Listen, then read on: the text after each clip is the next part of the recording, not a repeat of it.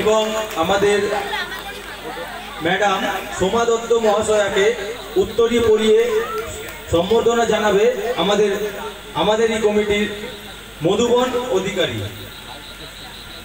Vice president পুজো কমিটির মধুবন অধিকারী।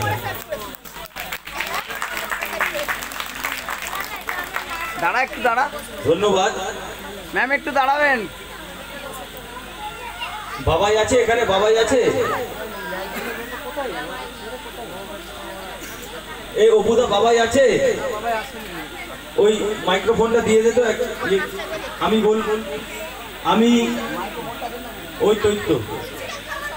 আমি বলবো সবার প্রথমে আমাদের 34 নম্বর ওয়ার্ডের পৌরমাতা সোমা বোস দাস মহাশয়া আমাদের এই পুজো মণ্ডপ বা আমাদের ওয়ার্ডের সম্বন্ধে কিছু বলুন।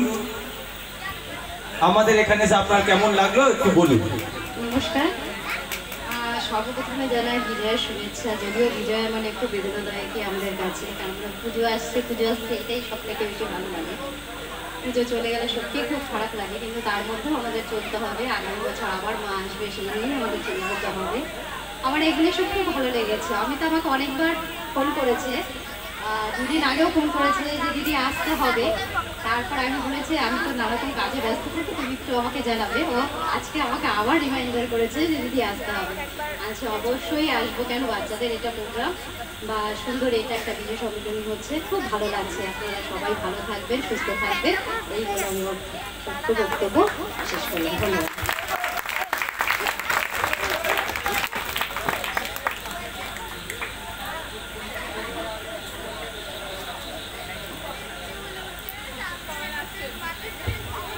এবং আমাদের সবসময় পাশে থাকার আরেকটি মানুষ শ্রী সোমা দত্ত মহাশয়া, আপনাকেও অনুরোধ জানাবো আমাদের এই পুজো সম্বন্ধে একটু বক্তব্য রাখুন।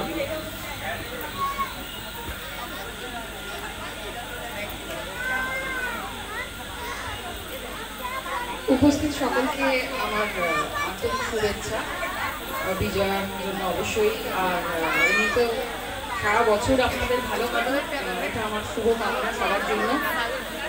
আমি এই প্রতিযোগিতা যেটা বাচ্চাদের জন্য হচ্ছে, একটা বিশেষ উদ্দেশ্য নিয়ে শুরু করেছি, যাতে আমাদের পাড়ার বাচ্চারা এতে অংশগ্রহণ করে এবং একটা সাংস্কৃতিক বেস তৈরি হয় বাচ্চাদের। এবার আমি একটা দিক কভার করছি, ঠিক আছে, আঁকার দিকটা। তো 4 বছর ধরে হচ্ছে। এই বছরে আমার 60 জন বাচ্চা এতে অংশ নিয়েছে। অংশ নেওয়াটা খুবই উৎসাহ ব্যঞ্জক, কিন্তু কিছু কিছু সমস্যা এটাতে হচ্ছে। ওটা আমি ওদের বলেছিলাম যে আমি একটু এখানে আলোচনা করবো, আপনারা সবাই আছেন। যেটা আমি এই যে পুরস্কার দেওয়া হবে আমার বাবা এবং মার নামে, দুজনেই স্বর্গত, এবং দুজনের নামেই আমি পুরস্কার বাচ্চাদের দিচ্ছি। কিন্তু তার যে মূল উদ্দেশ্য, বাচ্চাদের যে অ্যাস্থেটিক সেন্স, সৌন্দর্য বোধ এবং তাদের যে সংস্কৃতি রুচিবোধ, এগুলো তাদের মধ্যে তৈরি হোক। আমাদের একটা পাড়ায় এখন আমাদের যথেষ্ট পাড়া বেড়েছে, কলেবরে অনেক বাচ্চাও বেড়েছে। এবার তারা আমরা দেখি, আমি নিজে স্কুলে পড়াই, তো বাচ্চারা সারাক্ষণ স্কুল থেকে আসছে ভাড়াক্রান্ত হয়ে ব্যাগ নিয়ে, আর তারপরে তারা আবার পড়তে চলে যাচ্ছে। সুতরাং তাদের এই কালচার যে বিষয়টা, এটা নিয়ে চর্চা করার সুযোগও থাকছে না, সময়ও থাকছে না। তার মাঝে কেউ কেউ শিখছে, গান শিখছে, আবৃত্তি শিখছে, যার যার মতো। তো 4 বছর হলো আমাদের এই কম্পিটিশন শুরু হয়েছে। এবার অংশগ্রহণকারী অনেক, কিন্তু আঁকার কোয়ালিটি কিন্তু আমরা সেইভাবে পাইনি। এবং যেটা আরেকটা বলার বিষয়, আমাদের পাড়ার বাচ্চাদেরই আমরা এর মধ্যে ইনক্লুড করেছিলাম। ভবিষ্যতে আমার চিন্তা ভাবনা আছে যে যদি আমরা এটাকে আরও সকলের জন্য, কাকিনারা সকলে অংশগ্রহণ করতে পারে, এইভাবে খুলে দিতে পারি। কিন্তু আমাদের হ্যান্ডসের খুব অভাব এবং জায়গার খুব অভাব। আমাদের পাড়ায় হচ্ছে, এটা আমাদের পাড়ার ব্যানারেই হবে প্রত্যেক বছর, তাতে বাইরের পাড়ার বাচ্চারাও অংশগ্রহণ করুক, আমি এটাও চাই। কিন্তু আমাদের যে কাজ করা ছেলেরা, ওরা ওদের সময়, মূল্যবান সময় বাঁচিয়ে আমাদের সময় দিয়ে এই কাজটা করছে। তো অ্যারেঞ্জ করা খুব অসুবিধা এবং জায়গারও সমস্যা। এই জন্য এটা আমরা আমাদের পাড়ার বাচ্চাদের জন্য সীমাবদ্ধ রেখেছি। কিন্তু তারপরেও এই বছরে জ্ঞান তো আমাদের মধ্যে 2-3টি বাচ্চা অন্য পাড়ার কোন সূত্রে এসেছে আমরা জানি না, এবং বাচ্চারা অংশগ্রহণ করেছে, আঁকতে বসেছে, তাদের আমরা কিছু বলিনি। কিন্তু আমি আপাতত চাই যে আমাদের পাড়ার বাচ্চারাই এই প্রাইজগুলো পাক, তারাই উৎসাহ আপাতত নিক। বাকি যখন আমরা সর্বসাধারণের জন্য খুলবো আমাদের কম্পিটিশন, যদি এরকম সুযোগ কখনো হয়, তাহলে তখনকার জন্য বাইরের বাচ্চারা অংশ নেবে। যাদের এরকম জানা মতে এরকম ঘটনা ঘটেছে, তো তারা এই ব্যাপারে একটু সতর্ক হবে। আমাদের পাড়ার বাচ্চা তারাই অংশগ্রহণ করবে, আপনার আমার রিলেটিভ তারা নয়, একদম আমাদের পাড়ার বাচ্চা। তারা এখানেই খেলছে, ঘুরছে, পুজোয় এনজয় করছে এবং তার ফাঁকে তারা মনের আনন্দে আঁকবে। তো এটাই আমাদের উদ্দেশ্য, তাদের তাদের অঙ্কন দক্ষতা বিকশিত হোক, তাদের অ্যাস্থেটিক সেন্স গড়ে উঠুক, নান্দনিকতা বোধ গড়ে উঠুক, যেটা কিন্তু এখন আস্তে আস্তে খুব অভাব দেখা যাচ্ছে। আমরা আগে সকলে মিলে একটা ফ্যামিলির মধ্যে থাকতাম, এখন আমরা ছোট ছোট নিউক্লিয়ার ফ্যামিলিতে থাকি। সুতরাং আমাদের বাচ্চাদের দেখাশোনা করার বা তাদের সেই শিক্ষা দেওয়ার সুযোগ অনেক কম। স্কুলেও এখন বাচ্চারা যাচ্ছে না, যেখানে আমরা শেখাই সেখানেও বাচ্চারা স্কুলে আসছে না। অনিয়মিত উপস্থিতি, আমাদের কিছু করার নেই, এখন শিশুকেন্দ্রিক শিক্ষা ব্যবস্থা, তো সেখানে বাচ্চাদের কোনো রকম বকা ঝকা কোনো কিছুই এখন করার প্র্যাকটিক্যালি কথা নয়। তারপরেও আমরা বলি কেউ কেউ, কারণ বাচ্চাদের পথ দেখানো তো আমাদেরই কাজ। তো যাই হোক, আমার যেটা আমি বুঝিয়ে বলতে পারলাম কিনা জানি না, যে আমাদের পাড়া বাচ্চারাই আরও বেশি বেশি করে অংশ নিক এবং তারা অন্তত সারা বছরভর এই কম্পিটিশনে অংশ নেওয়ার জন্য হোক বা তাদের অ্যাস্থেটিক সেন্সকে বিকশিত করা, নিজেদের ভিতরে আগ্রহ তৈরি করার জন্য ছবি আঁকুক, ভালো করে আঁকুক, চেষ্টা করুক। যারা বছর বছর পুরস্কার পাচ্ছে, প্রত্যেক বছর তারা বদলাক, আরও নতুন নতুন মুখ উঠে আসুক আমাদের মধ্যে। কয়েকজন শুধু অংশ নেওয়ার জন্যই এসেছিল সেরকম আমরা চাইছি না, যাতে তারা তাদের নিজেদের মন থেকে আরও ভালো করে কিছু তুলে আনতে পারে। ভবিষ্যতে তারাই হয়তো আরও বড় কিছু করতে পারবে। আঁকার থেকে অনেক লাইনও আছে, তারা ভবিষ্যতে সবাই পড়াশোনা করবে এরকম তো নয়, কেরিয়ার আমাদের নানা রকমভাবে হতে পারে। তো সেখানে আঁকাটাকেও কেউ কেরিয়ার হিসেবে নিতে পারে, এরকমভাবে চর্চা করতে আমি বলছি। আর এখানে অভিভাবকরা পাড়ার বাচ্চাদের তারা অনেকেই উপস্থিত আছেন। আর একটা প্রস্তাব আমার ছিল, যদি আপনাদের সেটা বিবেচনায় যদি আপনারা করেন, মনে করেন, তাহলে আমার সাথে যোগাযোগ করবেন। আমার বাড়িতে আমি প্রচুর বইপত্র আমার আছে এবং বাচ্চাদের মধ্যে বই পড়ার চর্চা এখন একেবারেই চলে গেছে। পড়ার বই ছাড়া খুব কম বাচ্চা অন্য বই পড়ে। তো এই পড়ার বিষয়টাকে যদি আমরা এগিয়ে নিয়ে যাই, আমাদের তো একটা বাঙালি হিসেবে একটা বড় দীর্ঘ কালচারাল হেরিটেজ আছে, একটা সুপ্রাচীন সাহিত্যিক আমাদের ভান্ডার রয়েছে, যেটাকে আমরা আমাদের সময়ে আমরা সেটাকে ব্যবহার করেছি, সেখান থেকে আমরা সাহিত্যের রসাস্বাদন করেছি। তো সেটা আমি চাই যে আমাদের বাচ্চারা কেন বঞ্চিত হবে। এবং বই সবসময় সব থেকে ভালো সাথী, মোবাইলের থেকে বইয়ের কিন্তু অনেক অনেক গুরুত্ব বেশি। তো সেই কারণে মোবাইল আমাদের চোখ নষ্ট করে দিচ্ছে, আমাদের মানসিকতার উপরে একটা গভীর প্রভাব ফেলছে। তো তার বদলে আমরা একটু বইয়ের জগতে ফিরে যেতে পারি। তো সপ্তাহে একদিন যারা আগ্রহী, রবিবার দিন যদি সময় হয়, তাহলে 1 ঘন্টার জন্য বাচ্চাকে আমার কাছে পাঠাতে পারে। আমরা ওখানে ওই একটা আপাতত 5 জন 7 জন যা হবে, আমরা সকলে বসে বিভিন্ন বই থেকে পাঠ করব, আলোচনা করব, যাতে বাচ্চাদের একটু সাহিত্যিক জ্ঞান বাড়ে।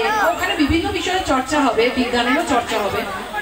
তো সেই বিষয়ে আমি একটু আপনাদের বলে রাখলাম, যদি আপনারা আগ্রহী হন, আমি ছেলেদেরও বলেছিলাম, যদি আপনারা আগ্রহী হন তাহলে আমরা সপ্তাহে বা মাসে 2 দিন, সপ্তাহে 1 দিন, যখন যেরকম সময় পাবো, আমিও ব্যস্ত থাকি, সবসময় থাকি না, তো যখন সময় দিতে পারবো সবার ফোন নাম্বার আমার কাছে দিয়ে দিলে আমি কন্ট্যাক্ট করে নিয়ে এরকম 1 ঘন্টার জন্য, বেশিক্ষণ সময় নয়, জ্ঞান, বিজ্ঞান, ভ্রমণ, সাহিত্য সব কিছু বিষয় নিয়েই আমরা সেখানে আলোচনা করবো বলে এরকম একটা চিন্তা ভাবনা করেছি।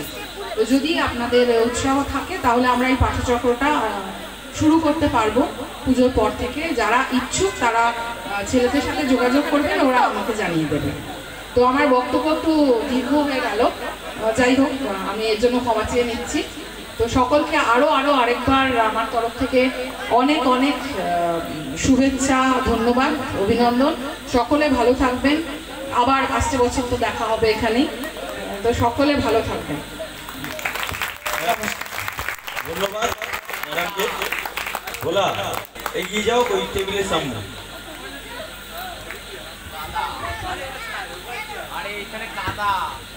আর আমাদের আমাদের এই পুজো প্রাঙ্গণের প্রেসিডেন্টকে একটু অনুরোধ জানাবো, উনিও আমাদের মাঝখানে একটু বক্তব্য রাখুন। অশোক ঘোষাল মহাশয়।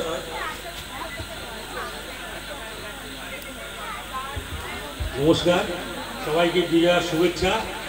আমি তো বক্তা নই একেবারে, তবু বলি আমাদের এই পুজোর জন্যে অনেকদিনের প্রস্তুতি চলছিল আর আগে প্রত্যেক বছরই, কিন্তু যেটা মেন ফিল করছি আমরা, আমাদের জুনিয়র প্রজন্ম যারা ছোট ছোট ছেলে, তাদেরকে আমরা দেখাই পাচ্ছি না।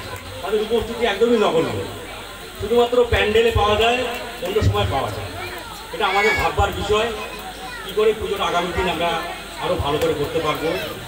আমি চাই পাড়া সবাই মিলে এগিয়ে আসুক, যাতে পুজোটা খুব ভালোভাবে হয়। শুধুমাত্র এই 4টে দিনে, এর আগে প্রস্তুতি থাকে, অনেক কিছু কাজ থাকে, চারা তোলা থাকে, আরও ঠাকুর বায়না করা, ঠাকুর নিয়ে আসা, প্যান্ডেল দেখা, লাইট দেখা, এগুলো সবাই মিলে দেখলে আমার মনে খুব ভালো হয়। আমি চাই আমাদের জুনিয়র ছেলেরা আমাদের জন্য এগিয়ে আসুক, পুজোটার ফাল ধরুক, কারণ আমরা তো দিনকে দিন বৃদ্ধ হচ্ছি আর কি বলতে পারি। তাই আমি চাই সবাই যেন এর জন্য এগিয়ে আসে, আর সবাইকে একটু সহযোগিতার হাত বাড়াতে বলবো বেশি করে। তাদের সামর্থ্য আছে, আমরা কিছু সাহায্য পেয়েছি, কিন্তু এই যা বাজার, এতে পুজো করা খুব মুশকিল হয়ে যাচ্ছে। সবাই একটু বিবেচনা করে একটু সাহায্যের হাত ভালো করে বাড়াবেন, নাহলে পুজোটা চালানো মুশকিল হয়ে যাবে। এটাই আমার বক্তব্য। ধন্যবাদ। অসংখ্য ধন্যবাদ অশোক দাকে। সবাইকে ধন্যবাদ দিয়ে আমরা আমাদের পুরস্কার বিতরণী অনুষ্ঠানটি চালু করছি। আমাদের ক বিভাগের আলোক দত্ত স্মৃতি পুরস্কার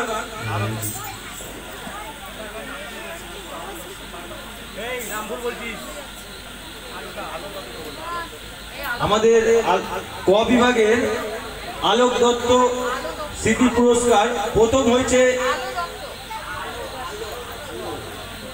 আলো দত্ত স্মৃতি পুরস্কার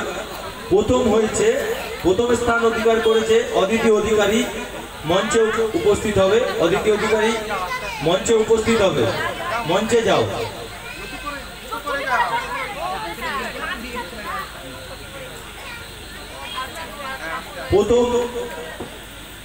প্রথম আমি অনুরোধ করব আমাদের পৌরমাতা আমাদের শ্রী সোমা বোস দাস মহাশয়া, উনি তুলে দেবেন।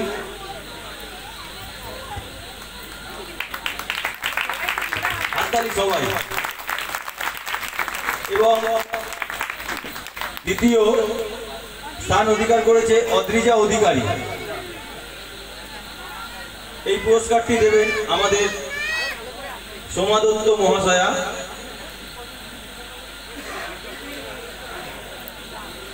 এবং তৃতীয় স্থান অধিকার করেছে নম্রতা চৌধুরী। নম্রতা চৌধুরী আছে?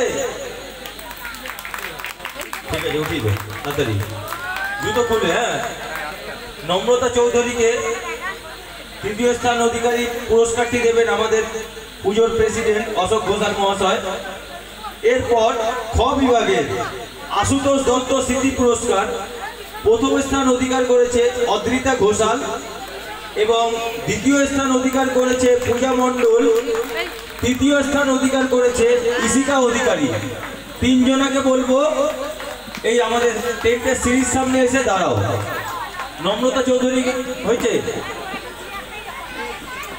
প্রথম স্থান অধিকার করেছে অদ্রিতা ঘোষাল। আছে? অদ্রিতা ঘোষাল আছে? নেই। দ্বিতীয় পূজা মণ্ডল আছে? পূজা মণ্ডল আছে। আমাদের এই পুরস্কারটিও আমাদের পৌরমাতা সোমা বোস দাস মহাশয়কে বলবো আপনি দিন মহাশয়। এবং তৃতীয় স্থান অধিকার করেছে ইশিকা অধিকারী।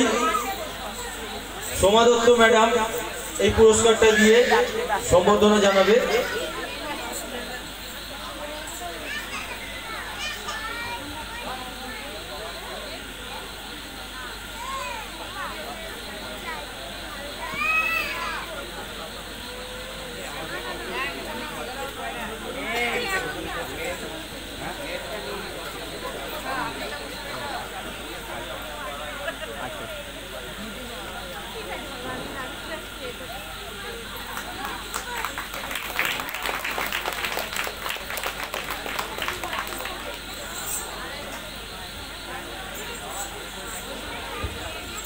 অসংখ্য ধন্যবাদ সবাইকে। আমাদের যে প্রথম হ্যাঁ নিয়ে এসছে, তুমি নিয়ে যাবে।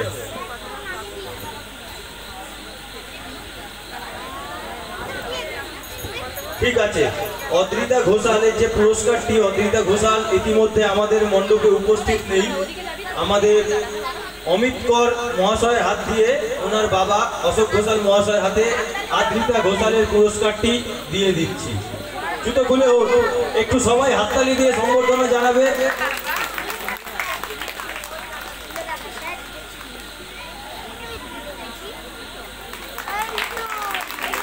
হাততালি, সবাই মিলে হাততালি।